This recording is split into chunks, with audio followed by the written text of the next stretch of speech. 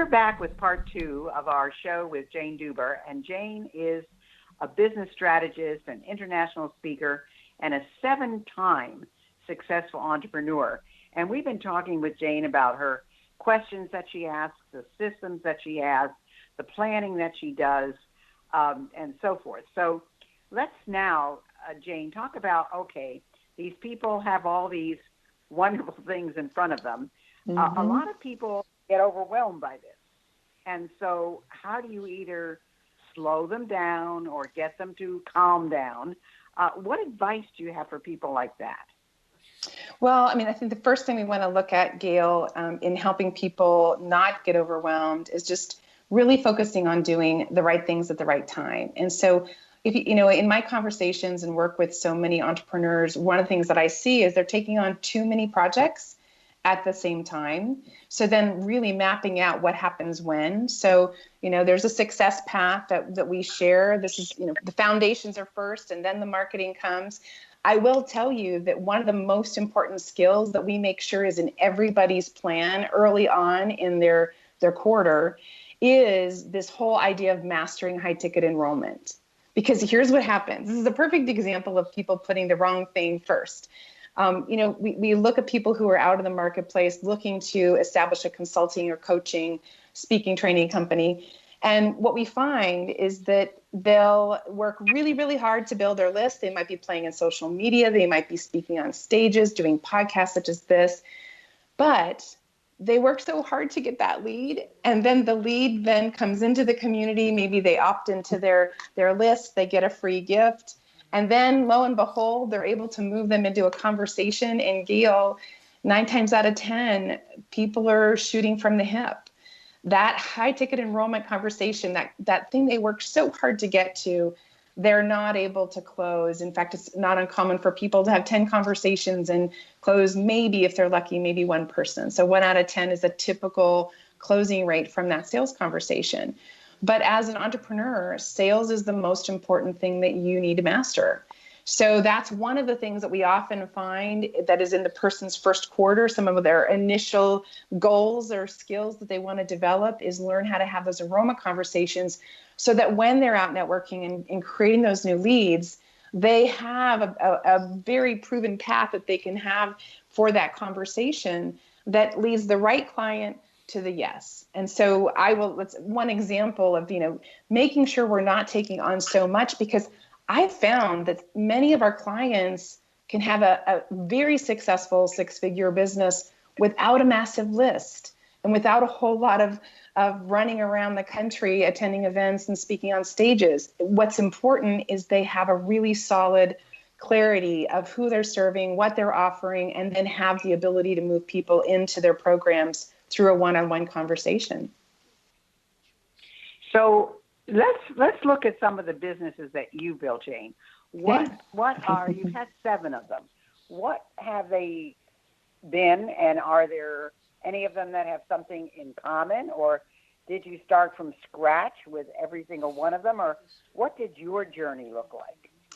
Yeah, you know, it's funny. We made, after that first business, when we sold it, when it got to about 2.5 million, and I realized it was, you know, I like it earlier in the earlier stages. So we decided to sell the business. And so every business that we've started, except one, has the common thread of entrepreneurship. So in one case, so the first company was actually a direct selling company. So that $5,000 was parlayed into a company where we had over 350 sales reps all over the country. So I was teaching women how to have a home-based business. And of course, I was teaching them the art and science of sales. So that was one of them. That, you know, that common thread of empowerment is run through all of them. The one, it's interesting, Gayle, one of my funnier stories was I had a friend of mine who started a business. He had an abalone farm out of Davenport, California. He had cultured this beautiful abalone pearl, and he came to me and said, I need you to help me start this company, taking this abalone pearl to the world. And I gave him 6 months. In 6 months, we did $500,000 in business. And one of the things that we did is I went on the QVC and represented the product, and I'll never forget it. We broke the 5-year sales record for this time period but it was so much fun for me to try my hand at something I'd never done. I was so nervous. I literally, literally got sick before I went on stage. But I will tell you this. It showed me that to be successful in business, you have to be willing to take risks and get out there and be courageous. And, in that sense, it paid off. It was also super fun, but man, was that scary. Yeah, because with places like Home Shopping Network and QVC, if you don't sell X number of units per, not even I think per minute, I think it's almost per second. It's per second, yeah. If you don't sell out that many units, you're gone. I mean, it's just as quick as that. So we were slated for 15 minutes, and they kept us on for 45. So that was a good sign. But I was collapsing after that. But it was super fun. So really, most of the businesses that you've been involved with have sales at their base, which is, of course, natural because every business needs sales to survive.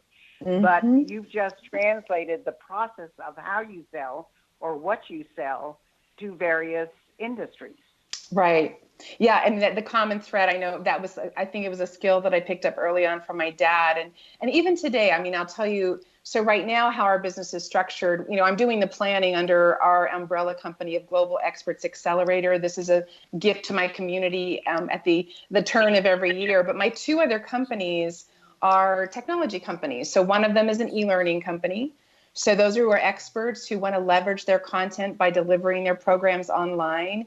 We take the whole process off of their lap, and we help them create their curriculum. We build out their online academy, so teaching them how to sell virtually their program so they can reach clients all over the world. So that's one of my passions, is to help especially our legacy entrepreneurs who are in that stage where they need leveraged revenues, and they need it to be able to be to scale in essence, or automated. So that's our e-learning division. And then another company that we have is all around in that company. Our mission, Gayle, is to really humanize the sales experience in a world of digital marketing. So we use assessments and quizzes and surveys and teach people how to really understand who's on their list, what it is that they need, and how to make compelling offers that really, really serve that client. So yeah, I mean, sales is definitely the common thread amongst everything that we do. That's what makes the cash register ring. That's what keeps us in business, right? Yeah, and that brings to mind the fact that a lot of people are afraid to sell. Yeah. They're afraid of being pushy. They're afraid of being considered overbearing. But remember, people don't get in touch with you for your product or service if they don't want to buy it, if they're not interested. So that's number one. And sales makes the world go round. And if you don't have those skills, you're really at a disadvantage.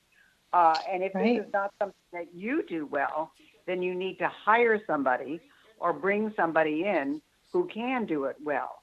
Because that's the key to everything, And I think in the beginning, remember I started way, way, way, way back. And, it wasn't really talked about. Sales was not talked about. It was just something I did. And it never occurred to me not to do it. But I was never really formally trained in it. But I just knew that if I wanted to have any business, I mean, that's what it took. And I had a unique way of going about getting leads in my first company that nobody else was doing, and it worked well for me. But it was something that I had it down to a science. I knew how many phone calls, because those are the days you had to make phone calls. I knew how many phone calls it was going to take to reach X number of people.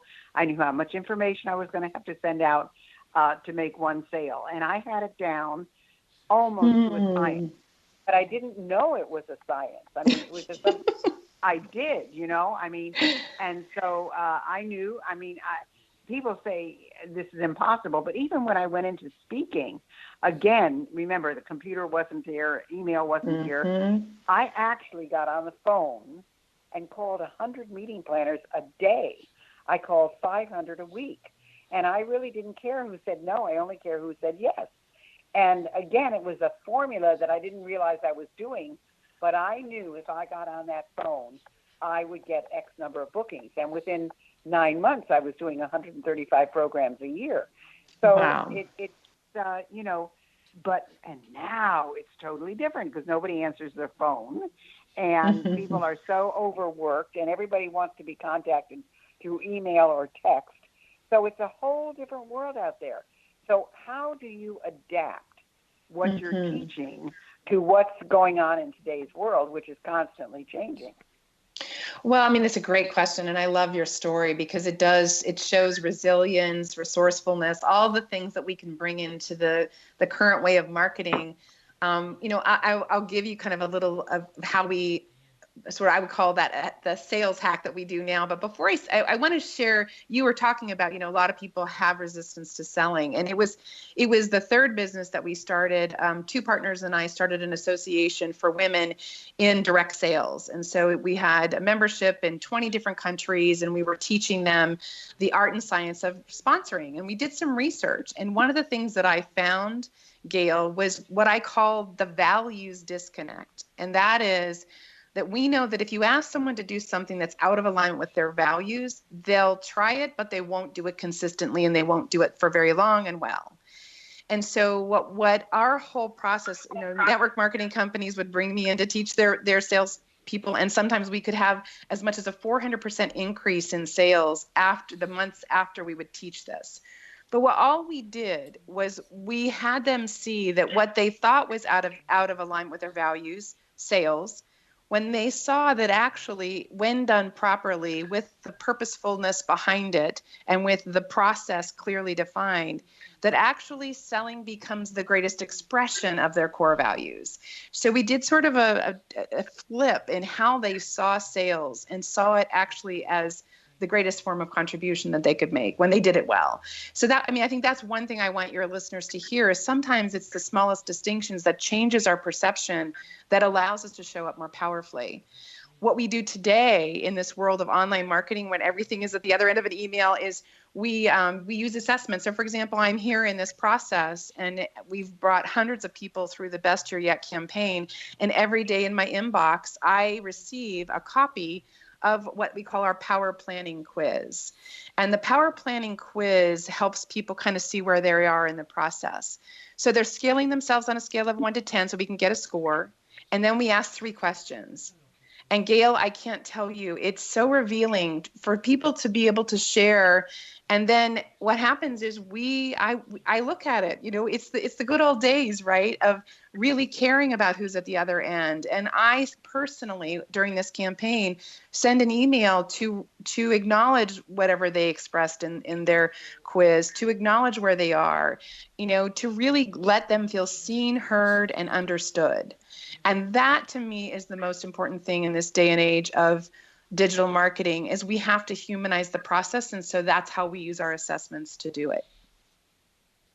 Yeah, it's really important that there's that personal touch. I mean, if you're a great big giant corporation, you can be impersonal because you've just got enough going that you can kind of last forever. Although, when you see companies like Sears, filing for bankruptcy. You see people like General Motors laying off all these people. I mean, even big companies today are having to re-strategize and look at what they're doing and seeing whether it fits.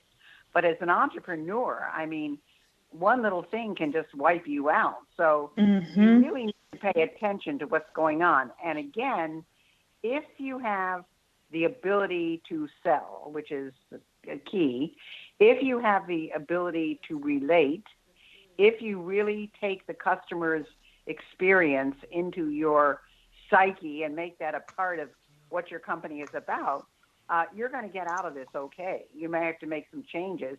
But, you said something in the beginning about, learning new strategies and feeling comfortable with it and so forth.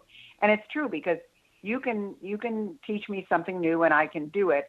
But if I don't really grasp it, and if it's not really part of who I am in a crisis, you usually revert back to what you used to do.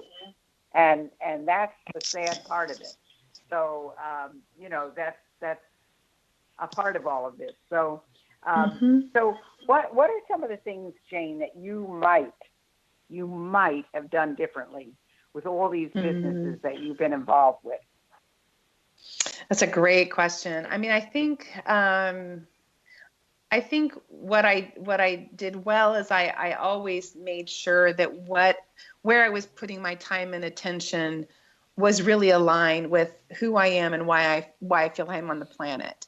I think that if I were to go back with some of the companies, I would have built a leadership team faster.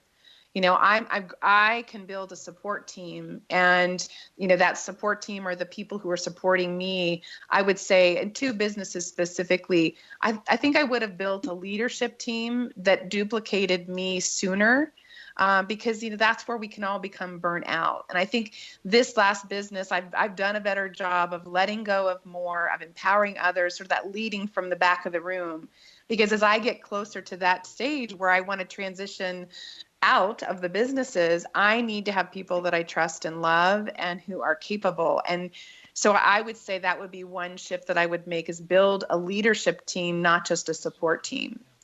I think, the other thing I think I would have also done, and I'm doing it much more now I think maybe when I hit 55 and went through, quote unquote, the change and all of that, I think I did it just for me to be able to navigate the emotions. But I think I would have done a little better job of scheduling more time in, because I love what I do. I have to work at not working. That's my problem, because I love what I do so much. But now that I even took a 2-month sabbatical this year.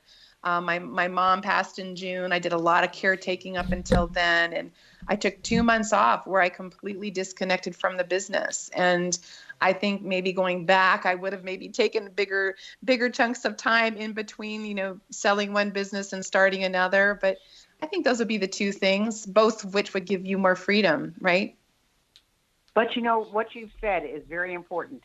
If and I'm guilty of this, by the way, if you cannot take 2 months away from your business and have it run smoothly, most people will tell you you don't have a business. You have a hobby. Mm-hmm. And so my first business was a chain of career schools. And I started out with nothing. I mean, I was 21 years old, and I started out with nothing. And after the third year, I had paid everything off that I needed to pay off and was ready to start my second one. And as I was building these, because I ended up with 7, I couldn't be in 7 places at once. And so I started hiring people, and it was hard. It was hard because, of course, I didn't think anybody could do what I did. And it was interesting for me to see that when, for example, I did most of the teaching in the schools in the beginning, and I just thought I was the most fabulous teacher you could ever have. Well, I mean, I was, but... Which I'm sure you are. Yes, exactly. Guess what? When somebody had a different teacher and they had never experienced me, they loved their other teacher. They didn't know anything about me. They didn't care anything about me. And they were perfectly happy with the teacher that was working with them. And that was a real wake-up call for me. And so in the end, I had people who were running each of the individual schools, so that if I didn't do the things that I originally did, that it was fine because everything ran smoothly. Now, maybe not as smoothly as I would have liked, but they ran smoothly. On the other hand, when I went into speaking full-time, since I was a speaker, I had someone running the office. But, of course, if I didn't show up as a speaker, there was a big problem. Right. So it's interesting that you bring that up, because a lot of people don't get that. They don't get the fact that they really don't have a workable business if they can't take 2 weeks off. And now you took 2 months off. But just there are people that are take 2 weeks off, but they're always on the phone to the office. So what would happen if you completely shut your phone off and you didn't have any contact with anybody for 2 weeks? Would everything fall apart, or would everything be there when you got back? And that's a big question to ask. So, that's the answer to that first part of what you said. And then the second part of it is, should you have taken more time? You picked up the phone because you were a good owner and you were very close to your customers. Well, I was the same way. And I'm still to a point the same way, but it's gotten easier because now people don't call. It's either text or email. And I find that if I don't answer an email right away, it's okay. The only time I find that I really need to answer right away is of media calls. When media calls, they want an answer right away. And if they don't get it, they're on to next. And so that's something that, you think about as well. But let's talk about how people can find you and so forth. So I know that you might have some final words of wisdom for those who are listening who might want to create a breakthrough. So tell us about that, and then tell us how to get in touch with you and all of those good things. Oh, well, thank you so much. I mean, it's such an honor to be, here with your community. I know you have such a loyal following. I think if I could think of my favorite thing for people to get, if it's a first experience of me, and if they're at that stage, really any stage of business, is my action. It's the Quick Start Action Guide for planning your best year yet. And I'll give you the URL where they can go and get that. It's BYY Guide, GUIDE. So BYY, it stands for Best Year Yet Guide.com. And what they'll begin with a download of the action guide. It's a beautiful, beautiful book that's been, literally represents 29 years of planning. So they'll begin with that guide where it has the 6 steps very clearly defined. And then they'll actually have an opportunity to experience my blog series. So what I do is a very much behind the scenes to take a look at sort of my process and using this exact same steps. This is my 29th year of doing that. I'm extremely transparent. We get super vulnerable because I want people to know that my experience is no different, even though I've been doing this for so many years. And then that leads them into a masterclass. So between the printable guide, the blog series, and the masterclass, they literally will have what they need to step powerfully into the new year or move forward. Whenever you're listening to this, the guide is available year round. And I think that's my greatest wish for your people, Gayle, is that they really embrace that planning at a new level for this next year so that it can be their best year yet. Fantastic. Okay, so you heard it here. You can go to byguide.com. I'm going to do this. I'm going to download this. Yay. So I think it's wonderful. And do you have a website you'd like them to go to? Yeah, they can go, my name, so they can go to janedeuber.com. So that's JANE. DEUBER, right? .com. Right. It takes them, all roads lead to the main website, which is our Global Experts Accelerator. That kind of gives them an overview of what we do through all of our different companies. Fantastic. So it's Jane Deuber, DEUBER, Jane, just the way it says, .com. And, you can hear from Jane that she's got a world of experience. She has developed 7 companies very successfully. She's helped a lot of other people also develop their companies. And she's going to give you a straight shot on what's the right way to do it and what's the wrong way to do it, and maybe a different perspective of what you thought, because that makes a big difference as well.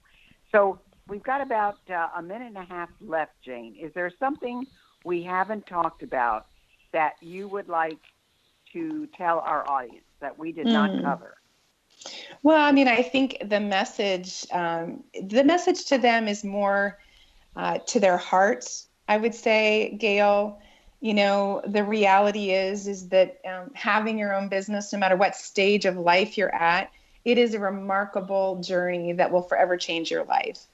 And when I think about people who are imagining what they want that business to be, I always encourage people to sort of play on the edge and be heroic in your imagining of something noble, something that makes a difference in the world, but most of all is an expression of your passion and your talents and your expertise.